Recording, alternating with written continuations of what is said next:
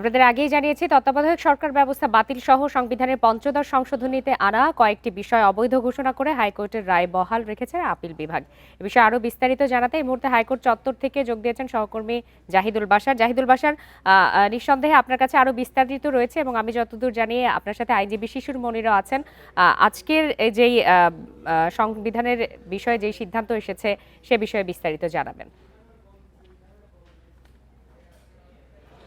লোপা, ধন্যবাদ আপনাকে। দেখুন, আজকে কিন্তু শুধু সুপ্রিম কোর্ট বা এই আইন অঙ্গন নয়, মোটামুটি দেশ জুড়ে এই বিষয়টি আলোচনা এসছে। এর মধ্যে আইনমন্ত্রীও সচিবালয়ে ব্রিফ করেছেন, বলেছেন আগামী নির্বাচন তত্ত্বাবধায়কের সরকার যে ব্যবস্থা সেই ব্যবস্থার মাধ্যমেই হবে। এই মামলায় হাইকোর্ট এবং অ্যাপিলেট ডিভিশনে যারা পক্ষভুক্ত ছিলেন তার ভিতরে সেই পক্ষভুক্তদের একটি জামাত ইসলামের পক্ষে, সেখানে যে জামাতের নেতা ছিলেন তার পক্ষে যিনি আইনজীবী ছিলেন অ্যাডভোকেট শিশির মনির, তিনি ছিলেন। এবং আমরা তার কাছ থেকে আজকে সকালের দিকে অনেক তথ্য পেয়েছি। এই মুহূর্তে সরাসরি তিনি আমার সাথে যুক্ত আছেন। আমরা সেই বিষয়গুলো বিস্তারিত জানবো তার কাছ থেকে। আপনাকে স্বাগত জানাচ্ছি।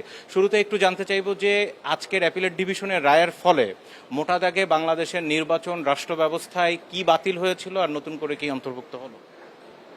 আজকে রায়ের ফলে তত্ত্বাবধায়ক সরকার স্থায়ীভাবে পুনঃপ্রতিষ্ঠিত হলো। দ্বিতীয় কাজটি হলো, গণভোটের যে বিধান ছিল এই বিধানটা বাদ হয়ে গেছিল, এই গণভোটের বিধানও পূর্ণ প্রতিষ্ঠিত হলো। তৃতীয় হলো, রিট ক্ষমতা ছিল শুধুমাত্র হাইকোর্ট ডিভিশনের, এটি দেয়া হয়েছিল অধস্তন আদালতকেও অনুচ্ছেদ ৪৪-এর ২ সাব অনুচ্ছেদ অনুযায়ী। এটি পুনরায় আপিল বিভাগের রায়ের মাধ্যমে হাইকোর্টের কাছে পুনরায় ফেরত আসলো। অর্থাৎ রিট মোকদ্দমা ক্ষমতা শুধুমাত্র হাইকোর্ট ডিভিশনের থাকবে। আর চতুর্থত হলো 7A 7B যে আর্টিকেল ছিল, এই দুটো বাদ হলো এই জন্য কারণ এগুলোতে বলা ছিল যে কোনো পরিবর্ধন করা যাবে না বেসিক কিছু বিষয়, এবং সেটা যদি করা হয় তাহলে সেটা হবে কনস্টিটিউশনাল সেডিশন, অর্থাৎ সাংবিধানিক রাষ্ট্রদ্রোহিতা। এই অংশটুকু বাদ গেল। ফলে সংবিধানে প্রয়োজনীয় পরিবর্ধন পরিমার্জন আনতে আর কোনো বাধা থাকলো না। আমরা যেটা দেখলাম যে আপনি আপিল শুনানিতে এবং হাইকোর্টেও যেটি বলেছিলেন, বিশেষ করে আপিল শুনানিতে আপনারা যেটি চেয়েছিলেন, রায় অনেকটা সেরকমই রায় এসছে আমরা যতটুকু দেখলাম। অ্যাটর্নি জেনারেলও খুব বেশি দ্বিমত করেননি, মোটামুটি তারাও এর সাথে একমত। আপনারা কেন চেয়েছিলেন যে মূলনীতি সংশ্লিষ্ট রাষ্ট্রের যে বিষয়গুলো আছে সেগুলো সংসদের হাতে থাক? একটা সাংবিধানিক সংশোধনী কেন অসাংবিধানিক হয়, এটা একটা বিরাট প্রশ্ন। সংবিধান সংশোধন করে সংবিধানে যোগ করা হচ্ছে, আবার সেটাকে অসাংবিধানিক বলা হচ্ছে। কখন বলা হবে? একটা টেস্ট আছে আমাদের দেশে, অ্যাকসেপ্টেড টেস্ট, এটা হলো বেসিক স্ট্রাকচার ডক্ট্রিন বলে। অর্থাৎ সংবিধানের মূল স্তম্ভের সাথে সাংঘর্ষিক কোনো বিষয় সংবিধানের অংশ হতে পারবে না।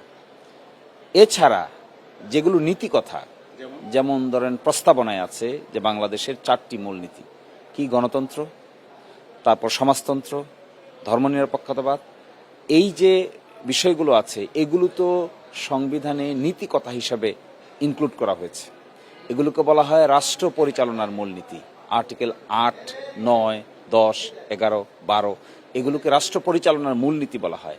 এখন একটা রাষ্ট্র পরিচালনার মূলনীতি কি হবে এটি তো আদালত ঠিক করতে পারার কথা না, এটি জনগণের ব্যাপার।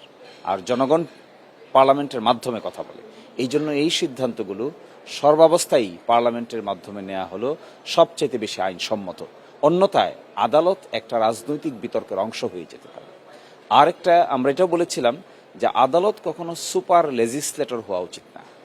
লেজিসলেশন বা আইন প্রণয়নের দায়িত্ব তো পার্লামেন্টের, আর আদালতের দায়িত্ব হলো একটা আইন পাশ হলে এটা সাংবিধানিক হয়েছে কি হয় নাই এটা দেখার। কিন্তু এই সংশোধনীতে এমন কিছু বিষয় আছে যেগুলো নীতি নির্ধারণী ব্যাপার। এই নীতি নির্ধারণী ব্যাপারগুলো পার্লামেন্টারি দায়িত্ব থাকবে, এটি কখনো আদালত নির্ধারণ করা উচিত না। এটা আমরা সকলেই প্রায় একমত হয়ে বলেছি, এক্সেপ্ট জনাব বদিউল আলম মজুমদার। মিস্টার শিশুমনি, আরেকটি বিষয়, এখন যেহেতু তত্ত্বাবধায়ক সরকার ব্যবস্থা পুনর্বহাল হলো, হাইকোর্টেও ছিল, অ্যাপিলেটের মাধ্যমে, যেহেতু সবচেয়ে আলোচিত ইস্যু এটি 53-54টির মধ্যে, নতুন করে সংবিধানের সংশোধনীকে আবার দরকার হবে? অর্থাৎ অষ্টাদশ সংশোধনীর মাধ্যমে কি এটা ইনকর্পোরেট হবে নাকি এমনি স্বয়ংক্রিয়ভাবে হয়ে গেল এটা বিষয়টা? ফার্স্ট কথা হলো, যে ফরম্যাট আগে ছিল যে সর্বশেষ অবসরপ্রাপ্ত প্রধান বিচারপতি হবেন তত্ত্বাবধায়ক সরকারের প্রধান, এটি ছিল 13তম সংশোধনীর বিষয়। সেই সংশোধনী রেস্টোর হয়েছে, কিন্তু রেস্টোর হলেও পার্লামেন্টের সামনে বাধা নাই, এটিকে রেখে পরিবর্তন পরিমার্জন করতে পার্লামেন্টের সামনে কোনো বাধা নাই। তবে আমাদের আপিল বিভাগ 13 অ্যামেন্ডমেন্টে যে তত্ত্বাবধায়ক সরকারের ফরম্যাট ছিল এই ফরম্যাটটাকে আপিলে রেস্টোর করে দিয়েছে। ফলে নতুন করে আইন পাশ করার কোনো দরকার নাই। কিন্তু যদি পরিমার্জন করতে হয় ওই থিওরিটার ভিতরে কে প্রধান উপদেষ্টা হবে, প্রথম একজন কে হবে, তিনি না হলে তারপরে কে হবে, সে না হলে কে হবে, এটা যদি অতীতের ফরম্যাট থেকে ডিফারেন্টলি চিন্তা করে পার্লামেন্ট, তবে একটা নতুন বিল আনা ছাড়া আর কোনো উপায় থাকবে না।